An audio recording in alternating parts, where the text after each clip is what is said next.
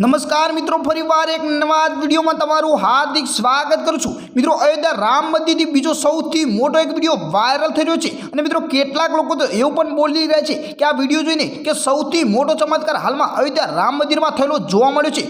मित्रों, वीडियो में एंड सुधी बने रहेजो। तमने हाल थोड़ी वार में आखी आ राम मंदिर जे आ फोटा विशेनी साची हकीकत जणाववानो छुं के आ चमत्कार छे के कोई बीजी घटना। तो मित्रों, वीडियो में एंड सुधी बने रहेजो अने तमने आखो वीडियो लाइव प्रूफ साथे बताववानो छुं के आ चमत्कार छे के शुं चमत्कार। तो केटलाक लोको मित्रों एवुं बोली रह्या हता के कॉमेंट में पण जणावी रह्या हता के राम मंदिरनुं उद्घाटन कर्युं ए पछी आ सौथी मोटो चमत्कार जोवा मळ्यो छे। अने मित्रों, एना पहेला पण तमने खबर ज छे के जे गीधड़ा आवी गया 15 થી 20 જેટલા गीधड़ा मित्रों मंदिर पर चढ़ी गया था। एना पछी वादरा पण मित्रों पेला राम मंदिरे पहोंची गया था अयोध्या राम मंदिरे। त्यारे मित्रों आजुबाजुना लोकोए पण जणाव्युं छे के आज सुधी अमे राम मंदिरનું उद्घाटन થયું એ સુધી અમે ક્યારે પણ ગીત અહીંયા જોયા નથી। 15 થી 25 વર્ષથી અમે રહ્યા છીએ પણ અમે ક્યારે પણ ગીત જોયા નથી। પરંતુ રામ મંદિરનું ઉદ્ઘાટન થતાં જ મિત્રો 15 થી 20 જેટલા ગીત પહોંચી ગયા હતા। ત્યારે પણ મિત્રો સૌથી મોટો ચમત્કાર થયેલો જોવા મળ્યો હતો।